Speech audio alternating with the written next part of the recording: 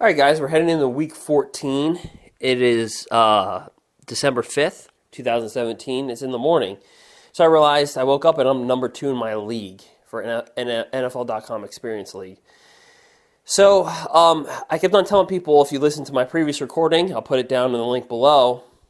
I told people to take Alex Collins and Kenyon Drake. It's all right there for you. I said it in Thanksgiving, the week before Thanksgiving. I said, pick up Alan Collins. He should be owned in every single league. And at the time, he had below 50% ownership. I believe he still does. I said, stay on Kenyon Drake. Kenyon Drake was the better runner. Out of Damian Williams. Kenyon Drake, they have more invested in. I believe being a third-round pick in last year's draft. So you have to pay attention to stuff like that, when deciding who you're going to deploy. I mean, if Damian Williams has been with the Miami Dolphins for a couple years and he hasn't had really significant roles, what makes you think he's going to have a big role? So, obviously,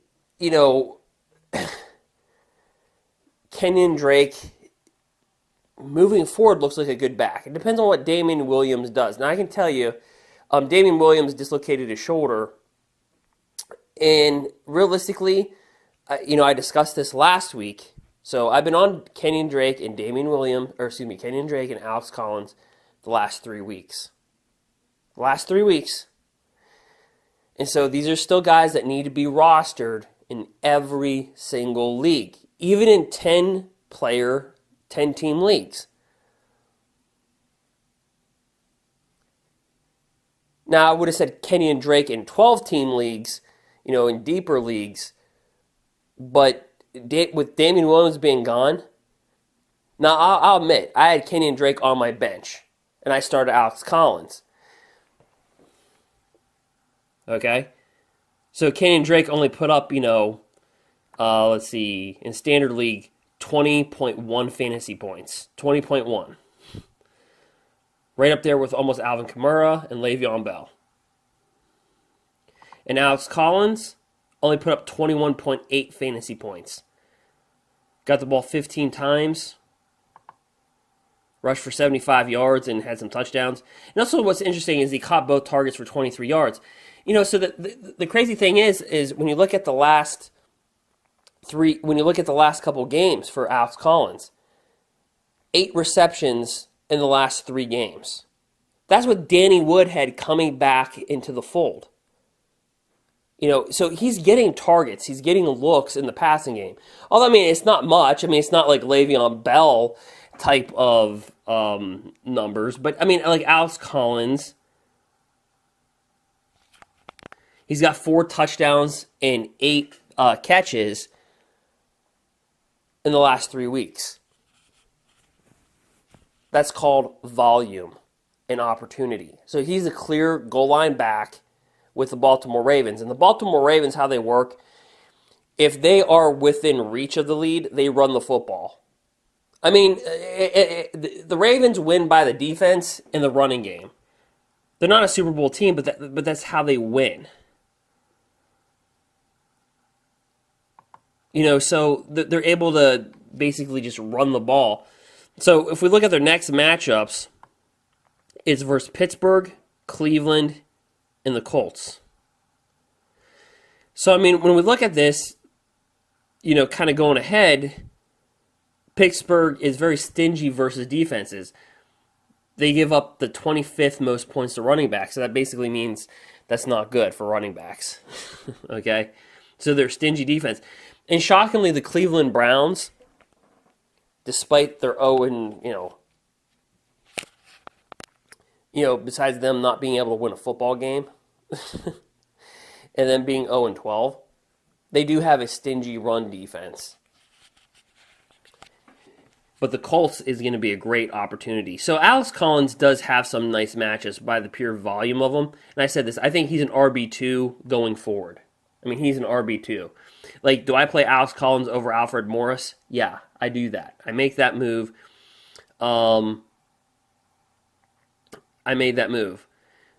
The mistake I made this week was sitting Dez Bryant and Kenyon Drake, right? So I deployed Carlos Hyde, Delaney Walker, Michael Thomas, Adam Thielen, Alex Collins, Le'Veon Bell, and Russell Wilson. And I said pick up the Bears defense. Because the Bears defense, they play Cincy. It's not a great matchup this week. But if you look at their Week 16 matchup for your championship or deep into your playoffs, Week 16 they play the Cleveland Browns. Yeah. I mean, so there's a couple things that happen in life that are guaranteed. But starting your fantasy defense versus the Browns is one of those things. And so you need to be doing that. So if we look at the Chicago Bears defense, you want to talk about defense to pick up? And NFL.com owned below 13% of leagues. Last week, they played the San Francisco 49ers, week 13, scored 11 fantasy points. Week 16, they play Cleveland. I don't like their matchups for Cincy and Detroit, but I do like them versus the Cleveland Browns at Week 16. So they're like a second defense to hold. And, they're not a defense that's going to leave you in the negative. I mean, versus the Philadelphia Eagles, they scored 6 fantasy points. Versus the Detroit Lions last time, they scored 5 fantasy points. So, I mean, they're not going to leave you out in the cold, but certainly not a big defense. The other defense that you want to be on the radar is the Carolina Panthers. Because in Week 15, they play Green Bay, and who knows if Aaron Rodgers is going to be back for that. If Aaron Rodgers is back for that, it's not the matchup that I like. Week 16, they play Tampa. So, Bears and Panthers defense, I think you need to pick up. And if you paid attention to my previous, I said pick up Phillip Rivers. Okay. So, that should be that in. Also, look up to pick up Aaron Rodgers. Right? Look up to pick up Aaron Rodgers because I'm telling you right now, he's eligible to be reactivated. They already activated him from IR. Okay, so he is more likely if the Green Bay Packers win next week, because they're still in the playoff contention. If they win next week, I would not be shocked. Aaron Rodgers is set to come back, and he could be medically cleared to come back Week 15 versus the Carolina Panthers. So this affects two things: a Jordy Nelson owner. Because right now you have Jordy Nelson and you're not liking it. All the experts told you drop Jordy Nelson. Also, these are probably the same experts that kept on telling you at the beginning of the season, get Matt Breida. Get Matt Breida. I'm sorry, Carlos Hyde is in the top 15 of running backs. So Matt Breida is really not, he's a moot point. Yeah, Matt Breida can vulture 4 or 5 fantasy points, but other than that, he's not much worth anything. I mean, he's a handcuff to Carlos Hyde, and that's not working out well. But the reason why Aaron Rodgers affects things is because Aaron Rodgers affects Jordy Nelson. Okay? And if you have Devontae Adams, you're loving Hundley being the quarterback right now because he's Devontae Adams is his go-to. So really pay attention, Devontae Adams owners and Jordy Nelson owners. I don't drop Jordy Nelson because Jordy Nelson could be that wide receiver 3 with wide receiver 2 upside if Aaron Rodgers comes back Week 15. And for most people, that is your playoffs. Week 15, Week 16, that is your playoffs. Right? So you don't drop Jordy Nelson. Unless there's somebody out there that's absolutely ridiculous. Like, for great example, Josh Gordon impressed people. I was down on Josh Gordon. I said I wouldn't even pick him up on waivers. After this week in Cleveland, even though Cleveland lost to the Chargers, I believe they lost, 19-10? I still believe... So I made a last judgment. I didn't think that. I mean, look what the Browns have.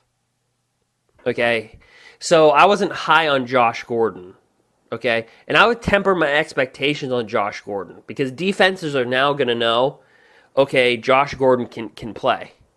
You know, the last time he played was in December of 2014.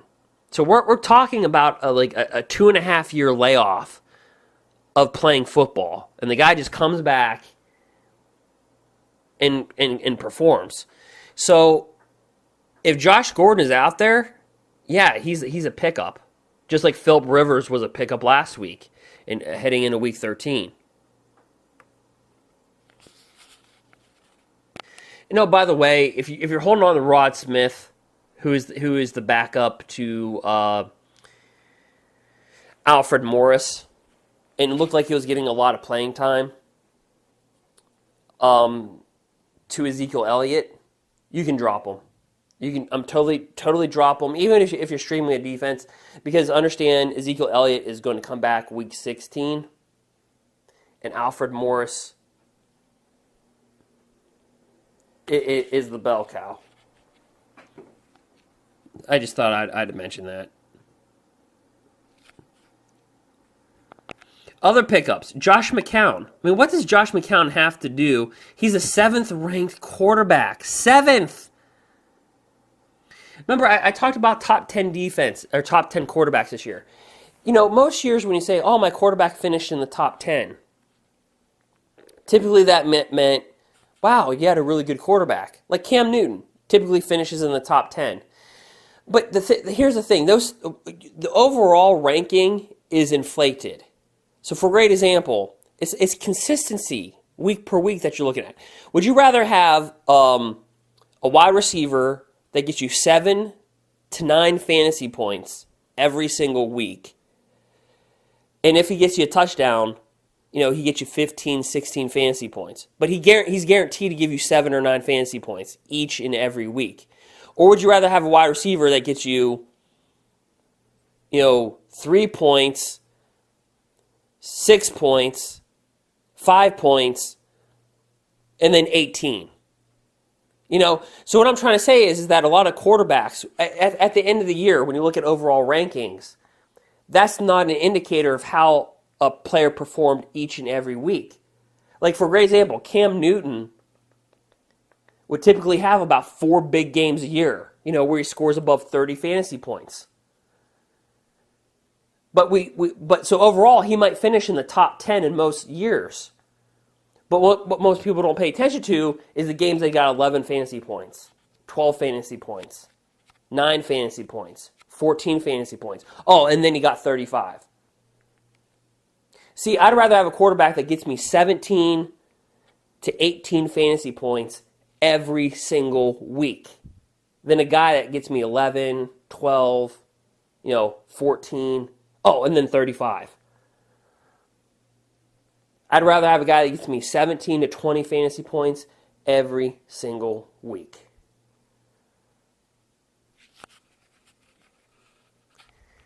But Josh McCown, so this year, it's not the year of the quarterback. Having a quarterback ranked like number 10 this year, it's not the greatest thing. It's really not. I mean, Josh McCown has been ranked the 9th overall quarterback, I think heading into week 10 of the NFL football season, and Drew Brees was ranked like 11. McCown, so I'm saying yes, McCown is outplaying Drew Brees. Since week 3, Drew Brees has only had 2 20-point fantasy games. 3 all season.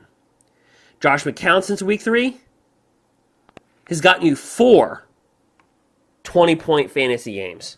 That's double than Drew Brees. So yes, Josh McCown has been a more consistent quarterback than Drew Brees. Besides 1 week. And that was in week 4, playing versus the Jacksonville defense, where he got you 4.96 fantasy points. But I'm sure at that point in time, you were not starting Josh McCown. Guys, I have to tell you, ever since week 6, Josh McCown, I'm going to read off his fantasy points. 20.26 versus New England defense. 24.46, 18.28, 16.9, 12.48, 25.08, versus the Carolina Panthers defense in 31.14, which is last week. You stack that, you look up Drew Brees. Yeah, McCown is not just overall better than Drew Brees this year in fantasy football. Each and every week he's outperforming Drew Brees. Drew Brees right now is just a name. He's just a name. Now, Drew Brees might be ranked number 10 overall at the quarterback position for standard leagues. But is that really good this year? No, it's not. That's why I traded Drew Brees and Keenan Allen, which is killing me right now, Keenan Allen, not having Keenan Allen, but I traded him for Russell Wilson and Carlos Hyde. Because if I can go from the 10th ranked quarterback, Russell Wilson's the number 1 quarterback, by the way, to number 1, I'll sacrifice a wide receiver. Because I got 3 other wide receivers. Michael Thomas, Adam Thielen, and of course Dez Bryant. Unfortunately, Dez Bryant, hopefully you're able to trade him before the trade deadline. This is really sad. So Dez Bryant has 639 yards and only 5 touchdowns. Guys, those 5 touchdowns are the only thing keeping him alive. Isn't it sad? Alex Collins, the running back, who entered the season as a 3rd-string running back for the Baltimore Ravens, has more rushing yards and played in less games than Dez Bryant has receiving yards. He has 705 rushing yards. Dez Bryant has 639 receiving yards. That's pathetic.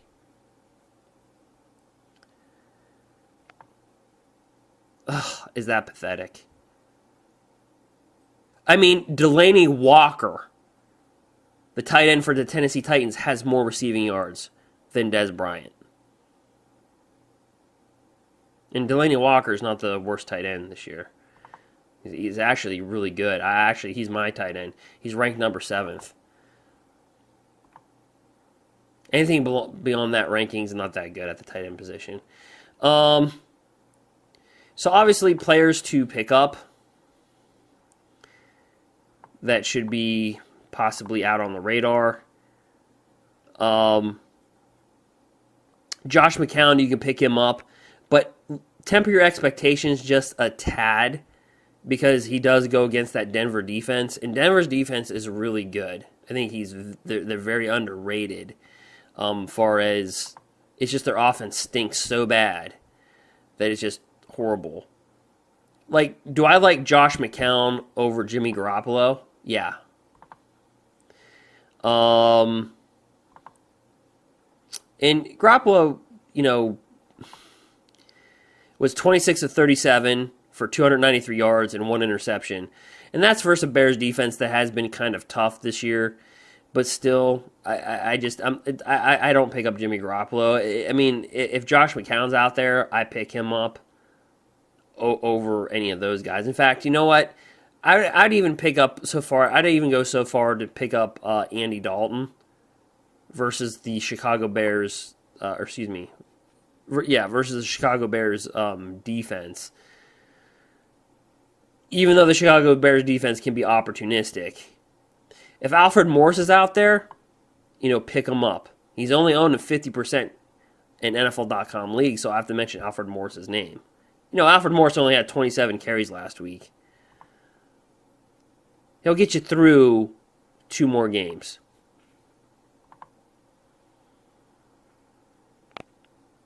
Okay, another guy is Peyton Barber. And Peyton Barber, the reason why he's kind of interesting is because Peyton Barber, if you look at the last 2 weeks, so week 12 versus Atlanta, he kind of got people's attention by scoring 2 rushing touchdowns. Now, Doug Martin was out because of a concussion. All right, so I would monitor Doug Martin's progress. But if Doug Martin doesn't start, you have to pick up Peyton Barber. He's one of those guys that you got to pick up because he rushed the ball for 23 times for 102 yards. And he caught 4 passes for 41 yards. So basically, he's doing what Doug Martin should have been doing when Doug Martin was starting. Of course, Jameis Winston coming back to the offense is a lot better than Ryan Fitzpatrick. So, this is my, in order, guys that you should be picking up in order. So, first off, if Alex Collins is out there, you pick him up. If Kenyon Drake's out there, you pick him up. I like Kenyon Drake over Peyton Barber. And the reason why I say that is because Kenyon Drake maximizes opportunity. And Damian Williams, you're more likely to be out because of a dislocated shoulder than a concussion. Doug Martin will probably, I'm assuming, will be cleared to play next week. Or maybe the Buccaneers, they just hold him out. But if Doug Martin does come back, it's less likely, put it this way, it's less likely that Damian Williams comes back than Doug Martin. So if Doug Martin comes back, that can hurt Peyton Barber. Peyton Barber's had one game that's been solid. So, I know people get excited over one fantasy game, but if I'm picking up in order, Kenyon Drake, Alex Collins number 1, Kenyon Drake number 2. If they're out there, they need to be owned in all leagues. Peyton Barber doesn't. If Alfred Morris is sitting out there, I like Alfred Morris. Alfred Morris, I like the matchup versus the New York Giants. The New York Giants, who knows what the heck they're going to do. And he also gets the Oakland Raiders the next week after that. Of course, Ezekiel Elliott will come off suspension after. So Alfred Morris has got 2 games left in him. So that's my order. Alex Collins, Kenyon Drake, if they're still out there, you pick them up. They should have been picked up 2 weeks ago. But if they're still out there, pick them up. Alfred Morris would be the third guy to pick up, and Peyton Barber. Now, if you're saying, well, these guys are all picked up in my league, well, then Peyton Barber needs to be, you need to pick him up if you have the roster spot. So those are the guys that I would get in order. So those are the guys that I would get in order in the way that they're seen. Another interesting guy to pick up, I think, on the waiver wire,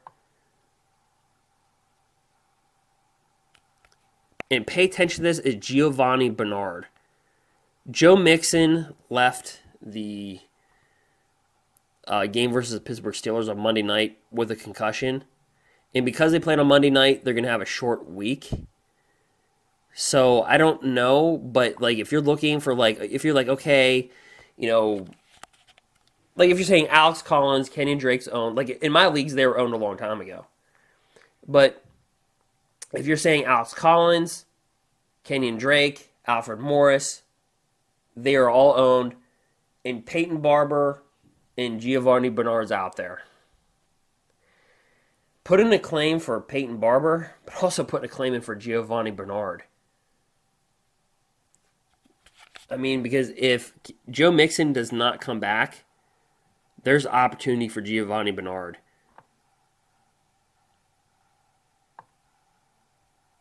He got 9.6 fantasy points without scoring a touchdown, which is impressive. So that means he racked up the yards.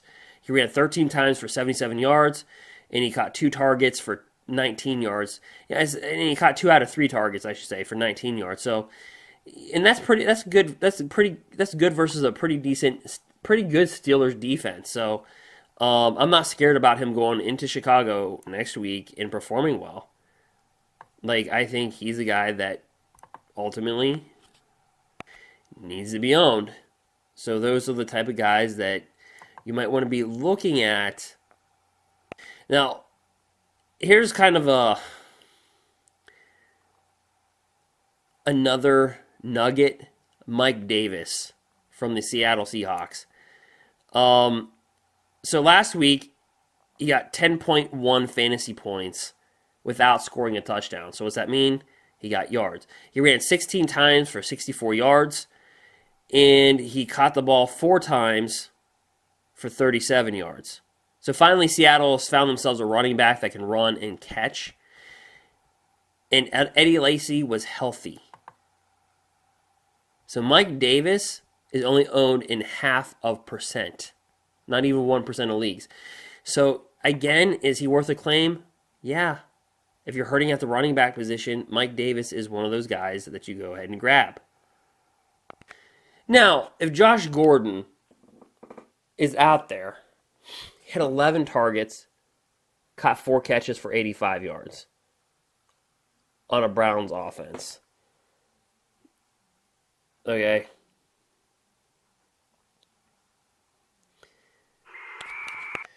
All right, so, to me, that's kind of the order of operations that you should kind of pick things, pick guys up in.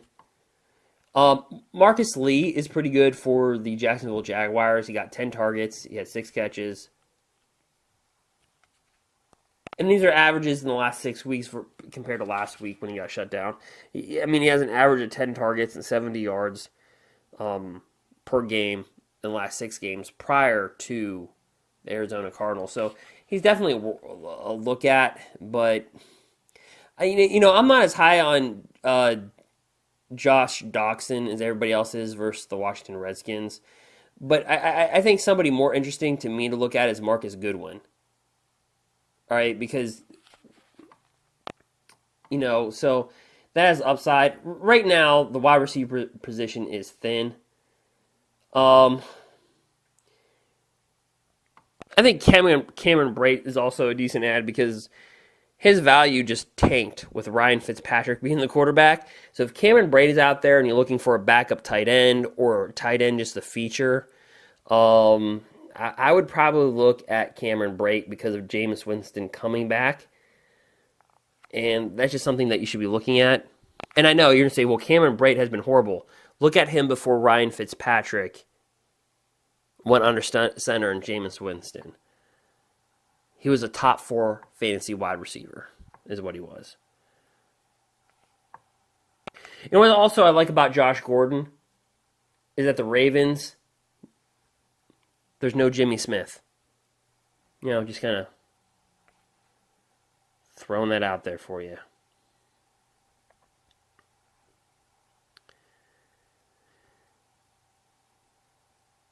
So if you're looking for guys, I'd say my wide receivers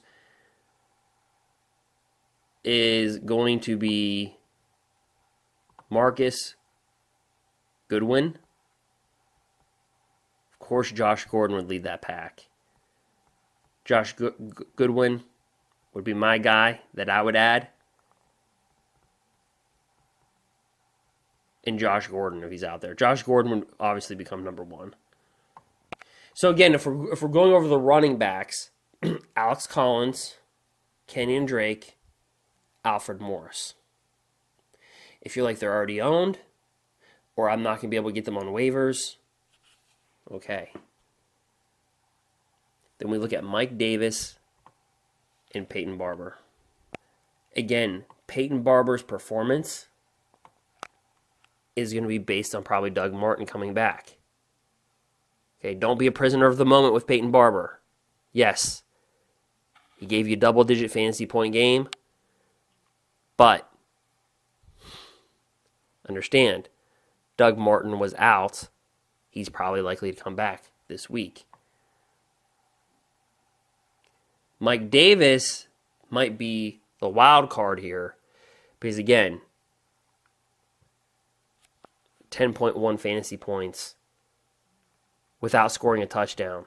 When you hear that from a running back, you know they got yards. That means they got touches. He had 20 touches with a healthy Eddie Lacy.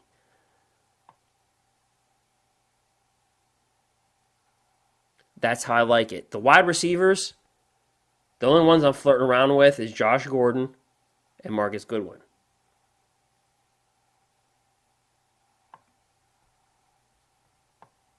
And I think those are the adds that you need to make. At the quarterback position, how many weeks do you need to say, pick up Josh McCown? I mean, it's just like he just does really good. So those are the guys that are out there. those are the guys that I would look at. Cameron Brate obviously is a nice, sneaky tight end pickup. He's probably available in a lot of leagues because, honestly, he played awful. But that's because of Ryan Fitzpatrick.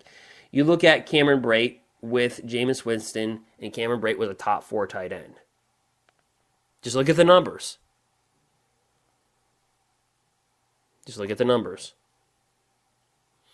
Okay, far as guys to start, I like Alex Collins as an RB2 moving ahead. And depending upon, where the injury status of Damian Williams is. Because here's the thing.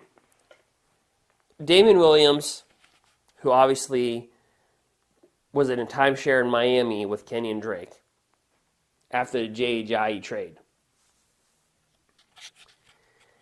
Damian Williams dislocated his shoulder. Now, for running backs, that's not that good. Damian Williams' calling card was to catch passes out of the backfield. When you dislocate your shoulder, it's very hard to ballistically move up your arm. Okay? It depends on the severity of the dislocated shoulder and what shoulder it is. Because most running backs, they lead with their shoulders when they're about to get hit. Most people are right hand dominant. If it was Damian Williams' right shoulder that dislocated, and he's right hand dominant, I don't know if he's back next week. And I think Kenyon Drake could have another week where he gets the lion's share of the carries for the Miami Dolphins. If that is the case, Kenyon Drake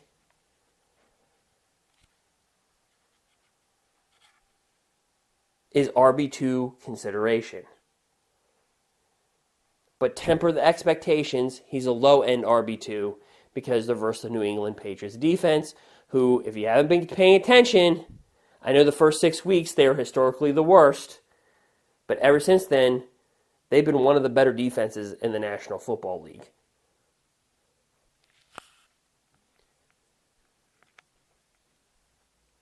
So, going forward, Alex Collins is an RB2. If you're like, should I start Alex Collins over Alfred Morris? Yes. Should you start Alex Collins?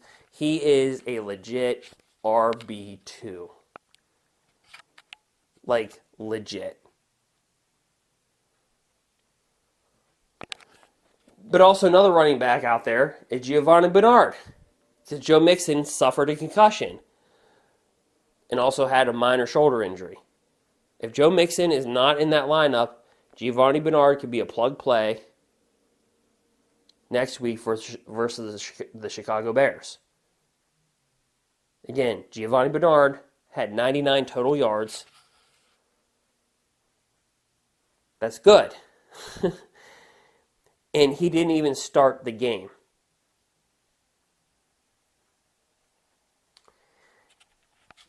So that is somebody that you can add and pay attention to. Is Giovanni Bernard. Depends on Joe Mixon. If Joe Mixon works, comes back, then, Giovanni Bernard, I'm sorry, but no. So those are some guys that you should pick up that are on the radar, that are out there.